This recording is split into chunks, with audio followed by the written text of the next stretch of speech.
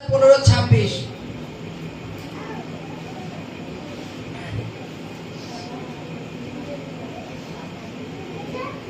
যাহাকে আমি পিতার নিকট হইতে তোমাদের কাছে পাঠাইয়া দিব সত্যের সেই আত্মা, যিনি পিতার নিকট হইতে বাহির হইয়া আইসেন। যখন সেই সহায়ক আসিবেন, তিনি আমার বিষয়ে সাক্ষ্য দিবেন, আর তোমরাও সাক্ষী, কারণ তোমরা প্রথম হইতে আমার সঙ্গে সঙ্গে আছো। হালেলুয়া।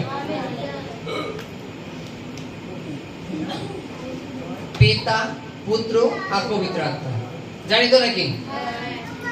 বাইবেলে বলছে, যীশু খ্রিস্ট বলছে, তিনি তার শিষ্যদের বলছেন যে আমি যাচ্ছি এবং পিতা সেই সহায়ক আত্মা তোমাদের কাছে পাঠিয়ে দেবেন। সেই আত্মা আমার বিষয়ে সাক্ষী দেবে যে আমি কি। হালেলুয়া।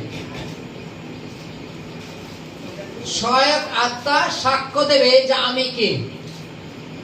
আমরা যে কোনো বিষয়ে অনেক রকম মন্তব্য আমাদের মধ্যে অলরেডি থেকে থাকে।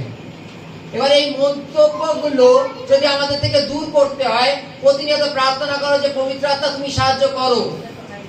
এখন যে পরিস্থিতি, এটাকে আমি বুঝতে পারছি না, তুমি আমাকে সাহায্য করো, তুমি কৃপা করো, তুমি যারা আমি এটা বুঝতে পারছি না, খুলতে পারছি না।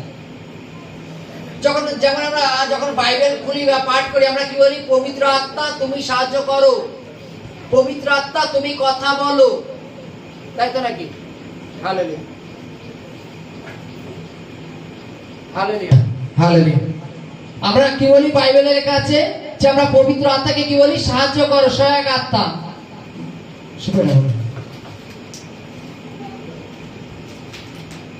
বাইবেলে লেখা আছে যে প্রভু যাবেন এবং পিতার নিকট থেকে সেই সহায়ক আত্মা আমাদের কাছে আসবেন, তিনি আমাদের সাহায্য করবেন। আজকে আমরা বিভিন্ন জায়গায় মনে করো কোনো নির্জন স্থানে চলছি। হালেলুয়া।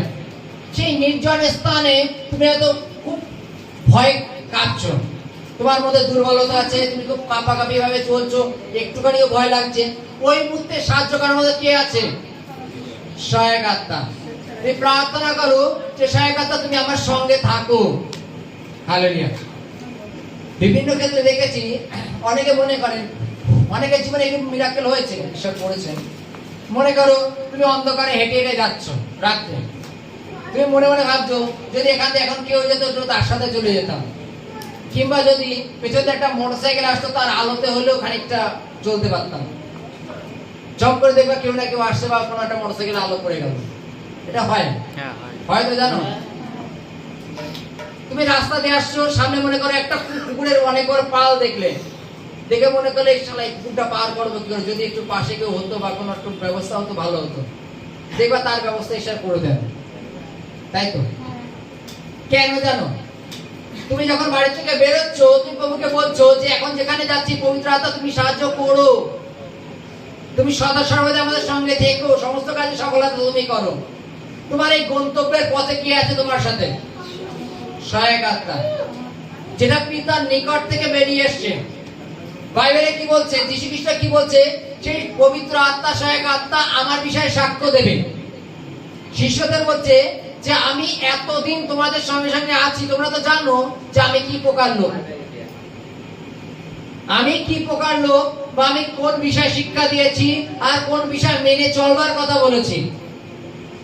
তোমরা তো নিজেরা সাক্ষ্য আছো যে আমি আজ পর্যন্ত দেখেছো যে আজ পর্যন্ত একটা মন্দ কর্ম করিনি, পাপ করিনি, অথচ এখন আমাকে ওরা ক্রুশে দেবে। হালেলুয়া। তা আমরা আজকের পরে আমরা যখনই প্রার্থনা করব, এটা কি বলবো?